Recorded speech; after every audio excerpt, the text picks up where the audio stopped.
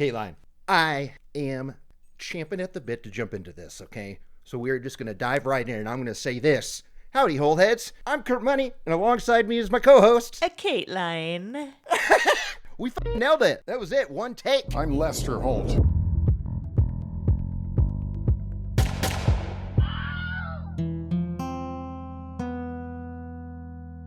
All right, so we are here to talk about the Dateline episode of Promise to Gloria, which aired January 5th, 2024. Here's Andrea Canning with A Promise to Gloria. Now, this was a Friday shorty, a weird one. And this one's weird on so many levels, and Kateline, I can't wait to talk about it, okay? Before we even jump in, I'm just going to warn you, two things happened in this episode that I've never seen before, and I'm still shook, sitting here right now, thinking about it. So, you ready? Proceed.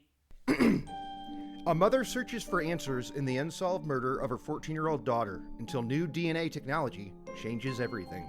I mean, that's a true description. It doesn't tell you the bangerness of this episode. But before we get to that, Kateline, what'd you think of this? I liked it the first time I saw it, years ago. So you're standing by that you've seen this episode? Yes, 100%. So we're both watching this at our own places, texting, and you and your husband are so convinced that you've seen this episode. You mean you're telling me beat for beat what happens? Yeah, he came into the room and just fully described the entire episode, including the twists and the final reveals, and he remembered all the talking heads. Yeah. And I think we watched it together like 2 years ago. Okay, so I did my digging, and I have my ways of searching. My first stop is there a Talking Dateline episode on it? There was. J-Mank and AC talked about this episode. I'm living in California, and it's freezing today. Oh. It's 57 degrees. Oh, I feel so sorry for you. Brr. Not. So already I'm thinking, this is new. And the way that AC's talking about this episode, Kate, it feels new and very important to her because she's near tears. No one has impressed me more than this mother. So I do more digging because I'm not convinced. What's going on here? So I go to Dateline's Facebook, and I'm going, did Dateline ever post anything about someone named Gloria this year? I'm working my way up. I start in 2004. Any Gloria in 2004? Nope. Gloria in 2005? Nope. I do this year by year until 2022, when something that might be a little familiar to the both of us pops up in the search results. Okay. Turns out this was not a Dateline episode, but it was a Dateline The Last Day episode. This was episode 7 of the last day. Oh my God, you're right. Because we watched all of those 2 years ago. Yeah, 2022. And I didn't. I bailed on them because I was so mad because I knew that they were going to repackage them as Dateline episodes. And look what they just did. Here's Andrea Canning. This is the first of many, I assume. The first of 8. Whew. Now, have any of the other episodes that we've reviewed actually been a last day? Well, I guess I should go back and double check. I feel like I've looked enough because technically it hasn't been a Dateline proper, but I'm telling you, it's the same. I rewatched the Last Day episode. The last days were 10 minutes longer, so there's actually a little bit more in it, but it's a re-edit. It's the exact same thing. Oh yeah. But guess what the difference is? On the last day, they were giving them lower thirds and remember how we talk about how cool it is that Dateline doesn't do lower thirds for anybody? They did on the last day, so just one more sign that I'm getting out. I'm so worked up over this, Kateline. Woo! You got to catch your breath. The last day never should have happened. No, and I feel bad. I mean, Yvonne Pointer's, she's doing just fine. She's lived a hell of a life, but I feel like she should have gotten a main ep. She should have been on the main feed, 2-hour episode, because I think there's enough twists and turns. Okay, so you guys were right. You had seen it. I found that out today. I mean, there's a few things where I wanted to text you about, and I'm still sitting on them, but that was the one where I was like, Kate, I almost want to tell you right now, because I'm so excited. Because I was so baffled because you were like, well, it can't be a 2020 because I remember the outfits. Yeah, I remember exactly what T was wearing. Yeah. This tale begins in Cleveland, December 6th, 1984. Gloria Pointer, 14-year-old, is walking to school, and her mom, her stepdad, and her brother are out on a paper route. They're doing their morning gig, and they see Gloria starting to take the cut, which is like a shortcut. It's like a back alley through the neighborhood that leads directly to school. And Yvonne Pointer, Gloria's mother, yells out the window, screams at her, "Don't go that way. What are you doing?" And she says, "Oh, it'll be fine, Mom." Yvonne even says later, like, I thought, should I give her a ride? I looked in the car, which was piled to the roof with the newspapers. There was nowhere for her to sit. And I said, oh, she'll be okay. So she goes to school, and she was going to school to accept a best attendance award. She had like a perfect attendance. Yeah, there was a ceremony happening first thing that day. So she wanted to get there early, and she wanted to go to her friend's house first to stop by and get like a curling iron or something so she could do her hair and look really nice for the award ceremony. Yeah. This was also covered on a show called Murders and Motives, Cracking the Case. It was to get a ribbon to wear in her hair. Oh, okay. She wanted to pick up a hairband for that day. The school starts, the ceremony starts. I mean, they actually call her name. They're like, Gloria Pointer, come on down. We've got an award for you for best attendance. Nobody knows where she is. And I gotta hand it to this school because everybody was freaked out because she was about to win a perfect attendance award. For her not to be there was insane. So yeah. Administrators, the principal, teachers, everybody was like, something's wrong, and immediately tried to get a hold of her family and then police or anybody who could try to find her. Yeah. Yeah. And what's wild is that she had been seen outside the school. So, like, she had almost been there and seen by multiple people. A friend of hers saw her talking to a guy and walking. A teacher was driving to school, saw her talking to a guy and walking. So, like, when they went to her boyfriend, Deshaun, and even the other guy, they were like, well, she's at school. We saw her at school. She'd made it through the alley and was near the school, apparently with a friend. She is missing. Everybody's freaking out. The school calls Yvonne, and they just straight up say, you got to call the police. Mm-hmm. Which I think speaks to what you're saying. It's not like, well, let's see if she shows up after school. Nope. Gloria's missing. The cops are doing everything they can. So they're talking to the usual suspects. They're talking to her brother, talking to her stepdad, which they make very clear on the Dateline. They did not get along. That stepdad and Gloria were not buds. Gloria and her stepfather were often at odds. She did not like the man. They were suspicious of him, but only for like a minute. He had an alibi, and they didn't get along to the point where I don't even think he would want to do anything to her, because it was just like they weren't close at all. No. They were talking about they had a real problem. Everybody had a real problem with that he was nonchalant about it. I just don't think he cared. I mean, I don't think he was close with those kids. They weren't his, and maybe he was kind of checked out. So his behavior was suspicious in that he wasn't being very sensitive to it, but it wasn't suspicious in a way where it was like, this guy probably had something to do with it. No, I agree. And we've said it before, like, nobody knows how to grieve, but I feel like it might be safe to judge someone for overreacting. What do you think, Kate? Yeah, well, I immediately remember the episode a couple weeks ago with the best friend who killed his friend, and then in front of the cops and the wife, he was turning on the waterworks, being like, that's my best friend. Oh my God. Yeah. It's like, yeah, you did it. My best friend. Yeah, he's one of my best friends. Okay, stepdad, cleared. Brother, cleared. I mean, it was really only like an hour or so, or when Yvonne finds out that her daughter is missing, and that she's notified that they found a body nearby in a basement with like an outdoor entry. It's so nearby, in fact. It's like catty corner from the school. Like, you can see the school from those stairs leading down to the basement where she was found, which is insane. It happened right where everyone saw her that morning. Yeah. So they find her body. She's been assaulted with 2 weapons, a brick and a bar thingy. Is it rhubar? You know what I'm talking about. Rebar, there you go. So she's dead, clearly been assaulted. And the problem was, with all these people that saw her with another guy, it was like Snowstorm City there. Like, it was a whiteout, they called it. Like, it was snowing like crazy, so everybody had on winter clothes, and you couldn't really see anybody. So I get that. You're just looking at, like, blobs of people in snow walking around. Like, you're not going to be able to recognize that face or whatever. They probably recognized her from her coat or something. Yeah, oh, and her book bag was there, so they knew it was her as well. We got to talk about her wake real quick. It's a week after her death, and Yvonne is wondering who could possibly do this to her daughter. And they're suspicious of everybody, and they think about this one weird guy in the neighborhood who was always talking about female body parts. He shows up at Gloria's wake, walks up to her casket, bends over, and kisses her on the lips. Right on the mouth. And everyone saw it, and everyone was like, wow, that's inappropriate, and immediately suspicious, obviously. When he got to the casket, he leaned over and kissed her on the lips. And we all just kind of went, what? What just happened? The way that they delivered it in the Dateline, I was dying. Even Detective Abernathy goes, it's not every day you see someone kissing a corpse. Nope.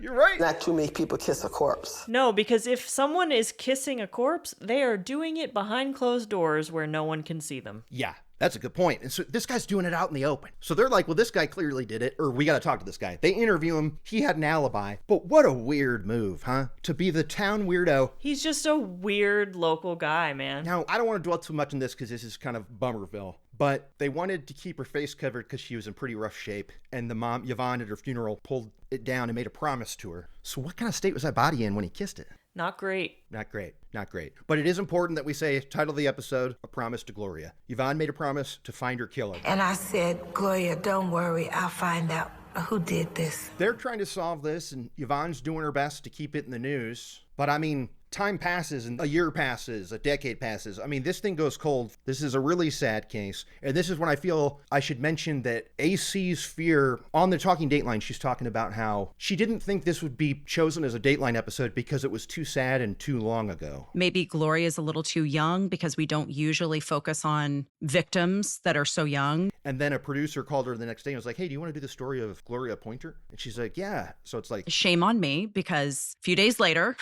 I get a call from our senior producer saying, we'd like you to do a story on Gloria Pointer. so this case goes cold. They have some suspects, and they're suspicious of everybody. Even Yvonne is like, yeah, I don't even know if I trust my husband or who. I trust no one at this point. Mm-hmm.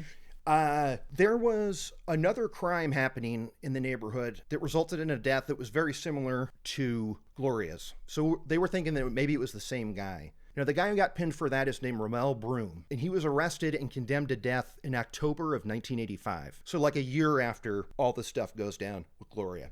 And as the years are passing, the cops, they are straight up convinced. They're telling Yvonne, it's this guy. He did it. He did it. 2 witnesses picked him out of a photo lineup. There's some detectives at the time said, well, this got to be the guy. And she's like, well, we don't know. So that's just like suspect number one because the crimes are kind of the same. And she starts writing letters to this guy in prison on death row saying like, look, we need to be able to move on with this. I just need to know whether or not you did it. Like, don't let us stew in this. They say you murdered my daughter. I just need to know if you did. Years she writes this guy.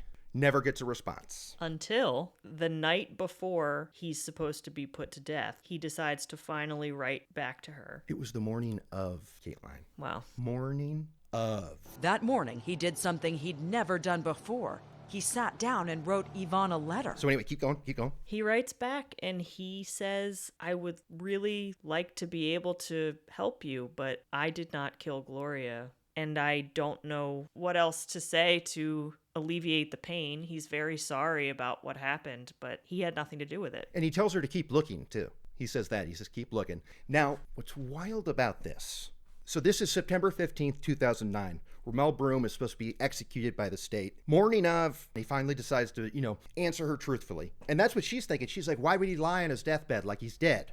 Oh, Rommel Broom is not dead because they couldn't kill him. He went to go get executed and get lethally injected, and they could not find a vein to put the needle in. And boy, did they try. There was over 100 attempts. And they show a picture of him with numbers all over his arms of where they tried to do it.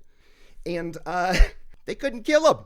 He didn't die. Prison officials had trouble finding a vein for the lethal injection. Okay, so here we are. We find this out in the episode. Kateline, what's a question you have right now about all of this? What are you wondering? Well, first of all, trying to find a needle that many times and failing, I think, is technically considered torture, and you can use that to get off death row. I've seen that in shows. Secondly, immediately I just think, okay, well then just try the chair. Right. Was the chair still around? Yeah. He was sentenced to the chair originally, okay? What's wild is, so he was arrested in 85. He was sentenced to die in 86, okay? So then the usual bullshit that happens with people on death row, 20 years later, they're finally getting around to it. Now, what you just said is very interesting, Kateline, that them continuing to try to kill this guy is torture. Or it is cruel and unusual punishment. Yeah. Is what his lawyers called it when they fought to keep him alive. Mm-hmm. They said, we'll push this a week. His lawyer said, no. This is cruel and unusual punishment and torture.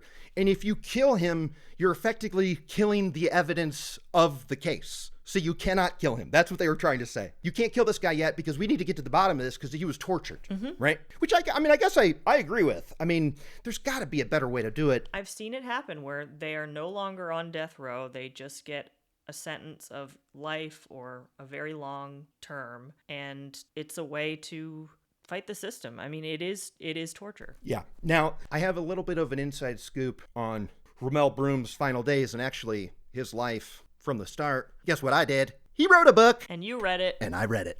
I read it. You know it. I read it today in 3 hours. I was flying. Kateline.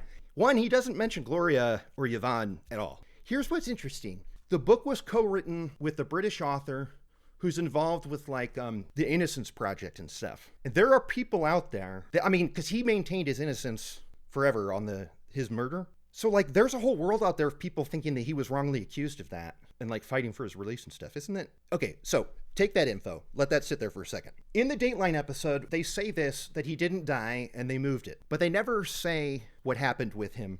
They never say if the state succeeded, if they managed to kill this motherfucker or not. Yeah, you're right. They don't. No. So this is on my mind. I'm going, well, I want to know. So I'm listening to the Talking Dateline. And what's J. Mank's first question when they get to that part of the story? So did they kill him the next week or?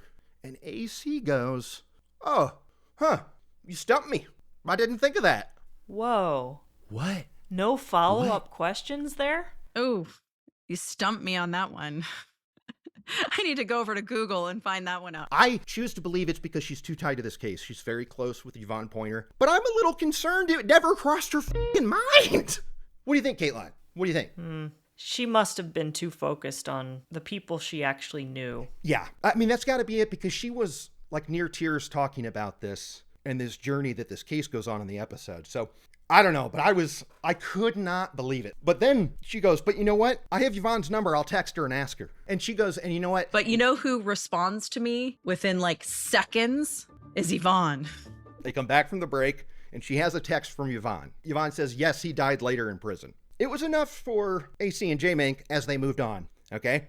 That's not enough for me. I'm here to finish that story for you, Kateline, and it's pretty funny. Okay, it's morbidly funny at the very end, I suppose I should say. Okay, go on. So, 2009, they can't kill him. They try to push it a week. His lawyers say, no, you tortured him. We're going to fight this. So that's their thing. So this goes on for years and years. And in 2012, this is still going on. Now he was trying to get a new trial. And this is so weird because we were just talking about double jeopardy recently. But no joke, his lawyers were trying to say that they could not try to kill him again because it didn't work the first time. And that'd be double jeopardy. But that's applying to the verdict, not whether or not the death succeeded, right? Yeah, I don't know about that. That doesn't sound right. No, so that was their argument. They kept pushing it. In 2017, the state was like, nah, we're still going to do it. Tough. We're going to do it. And we're going to do it June 17th of 2020. So he's got 3 years ahead of him. April 14th of 2020 comes along. What happened around that time, Kateline? Oh, COVID. So on April 14th, his execution is delayed until March of 2022. Now I thought April 14th, 2020, it's got to be because of COVID that they moved his execution date. No, it was moved because they were trying to argue that his method of lethal injection was equivalent to how people die during waterboarding. And so they moved it because it was another delay. Okay. So this guy beats death yet again. He's got great lawyers. But he does not have a great immune system, Kateline, because guess what finally got his ass in December of 2020? COVID. Yeah! Oh. Is that, come on, nothing? You don't think that's, look, the state tried for years to kill this guy. They couldn't touch him. But then COVID came around and was like, I got this. Dink. What? It is morbid. Okay, all right, fine. The path that guy took, they said in the episode it only happened twice at that time that someone has beaten the needle. But it's just crazy to me that he beat it and then ended up getting to live and stuff. So anyway, he's over with. And still the years are passing. Now, around 2000, all they could determine at the time in 1984 was a blood type. And they had a blood type of B or something. And as the years pass and technology progresses, people are like, well, let's try the DNA thing. So they would try that along the path and so in 2010, this prosecutor Bell, who was a Mr. Mole Man, right? He looked like a little mole guy, right? the prosecutor, Kate. You don't think he looked like a mole? No. I know what moles look like. What did he look like? Kurt, moles don't have eyes. Well, you know, that's just like your opinion, man. I think it kind of fits with this dude. But anyway, point is, in 2010, he started a cold case division of the prosecutor's office. He's not even a detective. Like, it's on the prosecutor's side, so that's kind of weird. And this was one of the first cases they looked at, and he gets hooked by it. And he is submitting new samples because every year that passes, like, they get a little bit better at identifying DNA structures. Like, here's a strand here, whatever.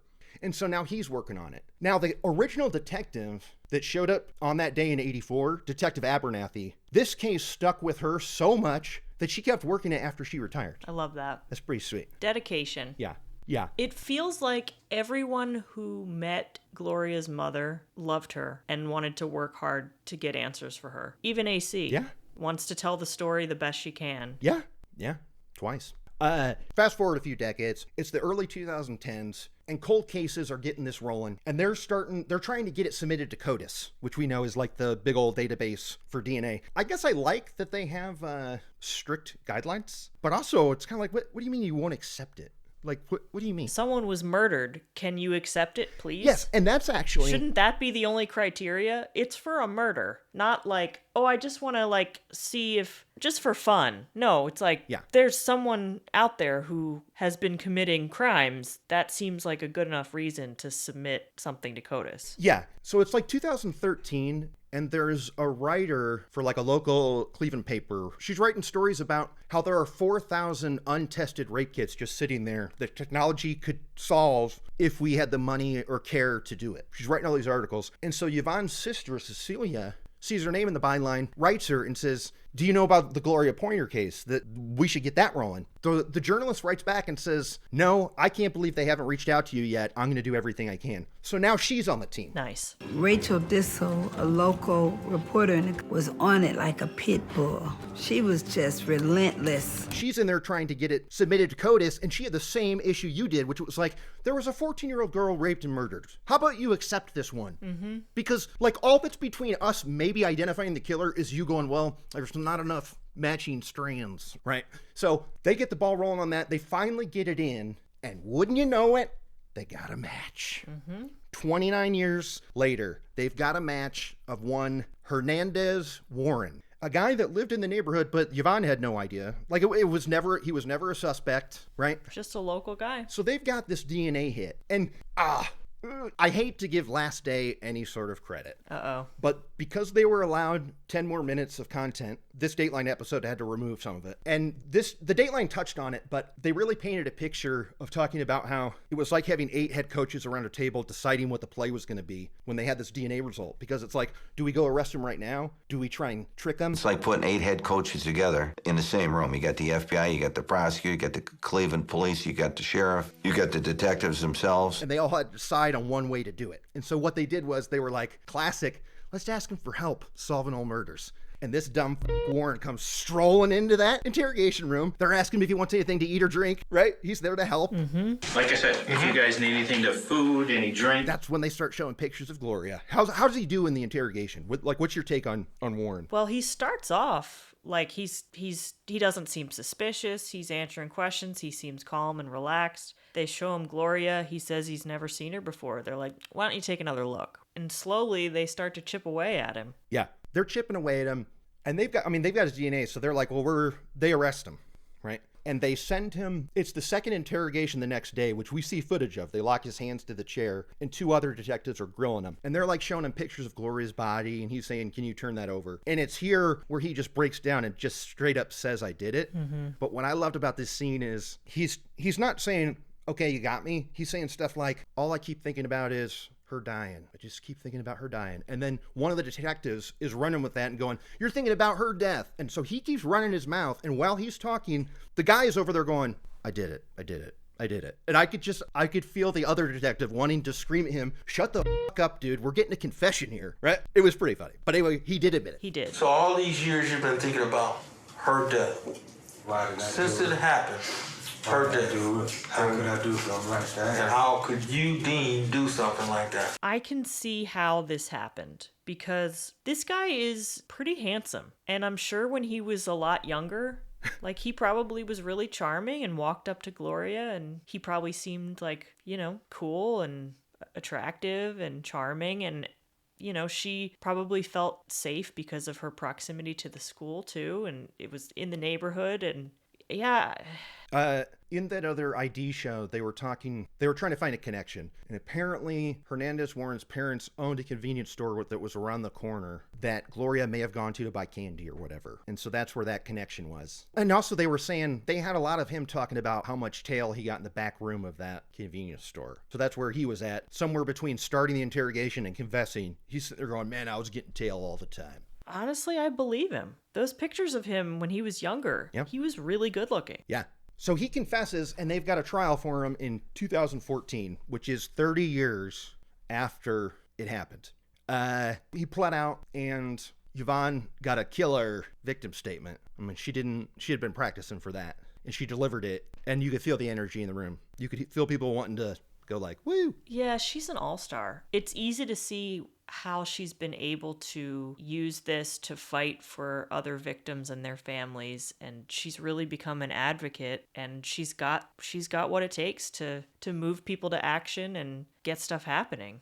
She's a leader. Yeah, that's kind of how AC wraps it up, and like obviously she would do anything to get the life of her daughter back, but she saved so many lives through this process. Like they were talking about how she's in the Cleveland Hall of Fame or whatever, but what they cut out of the last day is that she started a school in Ghana, Africa, that's named after Gloria. She's got a scholarship that she's been running since 91. It's badass. She is a through and through all-star. And now this is why I love this story so much. And it's so incredibly sad because also we didn't mention that the day before Gloria's cheerleading coach T had talked about stranger danger. And Gloria said, why do we have to talk about this? And T was like, 'cause people are crazy. I loved T so much. T was cool. I thought she was so cool. I could see how the kids liked being around her, and she seemed really like someone that they could talk to in the community that was not someone they could confide in and talk to who wasn't their parents. Like she seemed like she was just one of... Yeah, I mean, she talked about specifically how she could see herself being friends with Gloria after school, or like when she had grown up or whatever. You know what I mean? And also T was much, much younger. So I think they were a lot closer in age when this happened. Yeah. And she had all these piercings and like cool clothes and cool hair, and she just had a hat. She seemed badass. Yeah. Yeah, she did. She did. That's why I think this guy being as attractive as he was kind of the thing that it gives you a false sense of security. It's like how Ted Bundy got away with it. Oh, well, he's like a well-dressed, handsome, charismatic guy. Yeah. So Yvonne is clearly hands down the all-star of this episode. Mm-hmm. She's got to be. I mean, this is her life and job is trying to prevent this. Like, she's one of the biggest all-stars I think we've had. Absolutely. But I got to give a little shout out to the other players in here because they would be all-star potentials in a normal episode. First of all, the cliche detective with the mustache. This guy looked and sounded like the detective team, the B team in a detective movie where it's like, if you don't straighten up, we're going to give this case to Samson over there. And he's a stooge or whatever. He was great. He had a great accent and stuff. And he was saying all the cliche stuff I love because he said, this got solved by good old-fashioned police work. Pounding that shoe leather, saying all the hits. And I'm like eating it up. I'm going, yeah, keep going. He was great. He got emotional. Now, actually, let's save this for our lists. Is it time to go to the list, Kate? Is it time to go to the list? It is. Hit me. Kate's unnamed list. All right. There's no Florida connection. There's no small town. It's Cleveland. There's no military. Correct. But did someone start to cry and then stop and say, I'm sorry? And? Did they? Okay, no one said sorry, but Kate, there were 2 times in this episode where it was your thing, but the inverse of it. AC says to Mole Man, I mean, that's got to make you emotional, right? They cut to this guy. He tears up and he goes, no, and then starts to cry. I can see you getting emotional just thinking about it. No. So it's like the reverse of what you're saying. He's like trying to not admit that he's crying, and he totally did. And then even Detective Abernathy, she just straight up balls mid-convo. So like, do they count for your list? They don't. I don't know. They don't, but I appreciate the emotional vulnerability. Yeah. And we got to give a special... But it's gotta be a I'm sorry, choking back tears kind of blubbery thing. Yeah, and I got to give a special shout out to Mole Man for crying on cam and apparently letting them use it, because on the Talking Dateline, AC was talking about how sometimes they'll get detectives or prosecutors on there that'll cry and they'll call later and say, you can't use that. Don't use me crying. Cowards. Yeah. But this guy left it and he was crying. I mean, I would say probably 50% of the time, the detectives I interview will shed a tear in the interview and then tell me not to air that. And so that is cool. So that was sweet of him. And then Detective Abernathy was bawling. So those were both, I was watching those just going, oh, okay, wait, sorry. Anything else on your list? That's it. On to Kirk's Kick-Ass List. Kick-Ass List. All right, I had a few hits. No signs of a struggle. I did kind of have one, and actually both of these things were because of that cliche mustache detective. He said both of them. And one of them was, he said, this ain't like on TV where it's over in an hour. Okay, it counts. Nothing happens like on TV, you know, at the end of an hour, you got the bad guy. That fills it, where it's like, you think this is CSI, but it's totally not. And then he said, and hey, mind you, this was 1984. So all we had was blood matching. We did not have DNA yet. You got to understand, too, at the time of this homicide, there was only blood typing. There was no DNA. I loved it, and that's all I had for my list. This was not on my list, and I don't think it can be, but I just got to point out that the word boom was said 3 times in this episode. Boom. Boom. Boom. And once by AC. Boom. Now, the word boom is a tick of mine for 15 years, where I use it as an adjective, a descriptor, like a verb, adverb, all the stuff I've got to use for it. As long as I've known you, things have been a boom. Things have been a boom, or pretty much a boom, or whatever. I say it multiple times a day. And to hear them use it was pretty cool, especially AC. So I might add it to like one of my themes or something. Boom. Her saying boom. But anyway. Did your heart sing a little bit when she said boom? Yeah. Because the guy said it first, and it cut to her, and I was like, and she said it. That's a boom. Boom. Loved it. All right. Well, I think that does it for this episode, which was a repurposed shorty. But I'm not mad at it because it should be a classic Dateline, I feel. Between the corpse kissing, the guy who wouldn't die, and the arc of Yvonne Pointer over 30 years. I mean, this is classic. Yeah, I agree. It's one for the ages. Yeah. And good news is next week next week is when we begin our stretch of hour and a halfers. Oof. So say goodbye to shorties, okay? Because we've got, I want to say 8 episodes in a row that are full ones, that are Friday fatties. Are you ready for that? We are so far behind. Yeah. And this doesn't, okay, so the next one is called If Ghosts Could Talk or something, which is like a Bo Derek movie or something, and I wonder if that's what they're playing on. Have you watched it yet? Nope. No, I think I'm about to start it up right now, though. All right, well, in that case, I'm Kurt Money. I'm Kateline. I'm Lester Holt. For all of us, I'm Lester Holt. Good night. You stumped me on that one.